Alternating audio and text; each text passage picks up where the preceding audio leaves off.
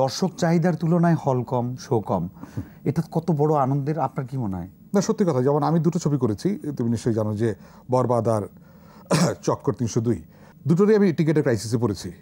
একটা হচ্ছে আমাদের জন্য একটা স্পেশাল স্ক্রিনিং ছিল বলে আমি চক্করটা দেখতে পেরেছি, পরবার যখন আমি ফ্রেন্ডসদের নিয়ে দেখতে গেলাম আমি টিকিট পাইনি, বরবাদের টিকিট কাটতে গিয়ে টিকিট আমি পাইনি, এবং আমি এই দিনটির প্রত্যাশায় আসলেই ছিলাম যে বাংলাদেশে কোনো একদিন আবার সেই দিনটি ফিরে আসবে যে আমি টিকিট ফেরত না পেয়ে ফেরত চলে এসেছি, আমাকে সংগ্রাম করে টিকিট কেটে দেখে আনন্দ উপভোগ করতে হচ্ছে। বরবাদের অভিজ্ঞতা দিয়ে আমরা একটু শুরু করতে চাই। বরবাদে তো ইন্ডিয়াতে শুটিং করেছেন, কবে নাগাদ শুটিং হয়েছে আপনার কাছে, কদিন শুটিং হয়েছে ওটা?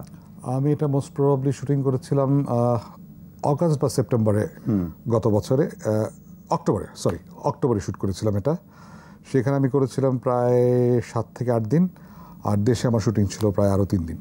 আচ্ছা, হৃদয় ভাই আগে নাটক বানাতেন, একটা সিনেমা বানিয়ে প্রথমেই ছক্কা হাঁকিয়ে দিলেন এবং তিনি প্রমাণ করে দিলেন যে আসলে নাটকের লোকরা ভালো সিনেমা বানাতে পারে।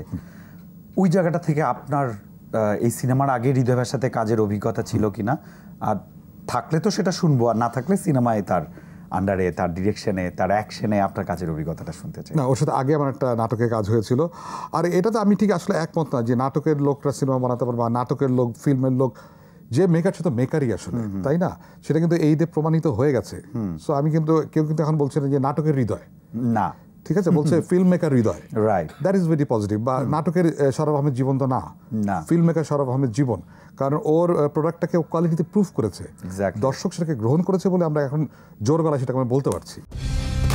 কালার এক্সপার্ট, জর্জ স্যাপ এবং মাইল্ড অন হ্যান্ডস টেকনোলজি সমৃদ্ধ অরিক্স ক্রিস্টাল ওয়াশ আপনার লন্ড্রি এক্সপার্ট। বরবাদে যখন ডাবিং করতে গেছেন, আপনার কি মনে হয়েছে যে বরবাদ এরকম বরবাদ করে দেবে?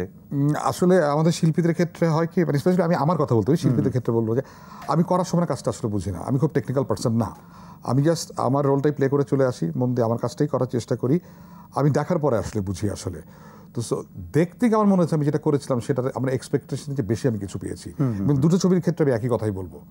যেমন সরব আহমেদ জীবনকে আমি পার্সোনালি আমি সরি বলেছি শোটা দেখার পরে, জীবন আমি বুঝতে পারিনি করার সময় ছবিটা যে এত ভালো হয়ে যাবে, এবং আই এম রিয়েলি সরি যে আমি তোমাকে আন্ডার এস্টিমেট করেছি। আসলে আমি করার জন্য ক্ষমা প্রার্থনা করেছি ওর কাছে। You are brilliant director. এটা নিয়ে আমার আলাদা একটা চাঙ্ক আছে, আমি আজকে আপনার সাথে কথা বলবো, কিন্তু তার আগে আমি একটু বরবাদ শেষ করি।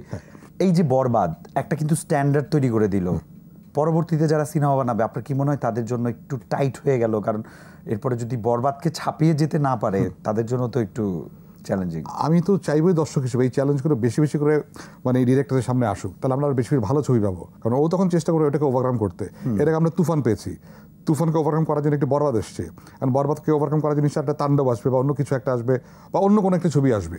আমি তো সেটাই চাই দর্শক হিসেবে, আরো ভালো কিছু দেখতে।